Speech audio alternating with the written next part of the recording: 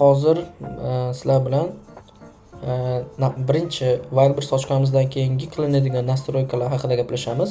Demak, hozirgina biz yangi Wildberriesda sahifa ochdik, ya'ni rekvizitlar bo'yicha pul to'ladik, 10,000 rubl edi to'lovi va bizni hozir pustoy yangi Wildberriesdagi bizni kompaniya.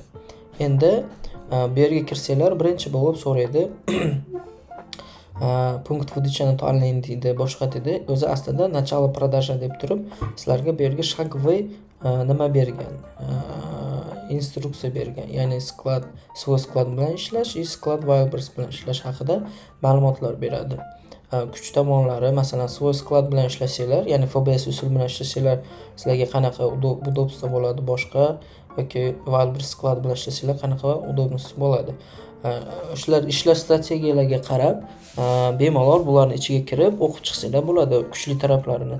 Demak, biz bu kompaniyada FBS bilan ishlaymiz va birin-ketiklik bilan ishlarni bajaramiz. Birinchi bo'lib zapalить rekviziti deydi. Ya'ni siz yangi Wildberries ochganingizdan keyin bank hisob raqamlaringizni, boshqa narsalarni kiritishingiz kerak va shunga qarab siz qilgan savdoning pullari o'sha yerga tushib boradi va siz reklamaga, boshqaga qilmoqchi bo'lgan xarajatlaringiz ga dopis yonish uchun siz albatta bu rekvizitlarni to'ldirishingiz kerak. Demak, birinchi shag bilan boshlaymiz. Ya'ni rekvizitlar haqida so'raydi. Ya'ni INNlar o'sha avtomatik pul to'layotganimizda tortilgan va endi расчетный счетlar haqida asosan ma'lumot kiritamiz. Demak, so'ngra magazinda nomini qo'yamiz. Buning uchun bu yerda redaktirovat tugmachasini bosamiz va demak, уже bizda ketyapti. Bu yerga hammasi to'g'ri, avtomatik bazadan olingan. IP без NDS, правильно? Demak, endi юридический адресdan boshlaymiz.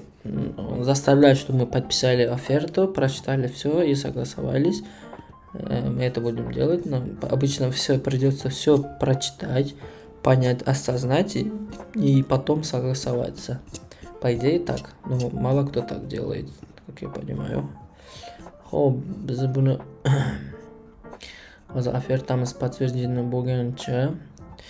Так, теперь bizga склад и пропуска. Demak, sklad продавца и пропуск. Вот sklad продавцaga kirsak, mana pustoy turibdi. Biz hali qayerga olib borishimiz kiritmaganmiz. Shuning uchun sozdать qilamiz va название sklada deyapti. Sklad tanlashimiz kerak. Biz Белая дача bizga yaqinroq, shuning uchun biz Белая дача deymiz. Белая дачаga сохранить qilamiz. Белая дача склад. Выберите склад.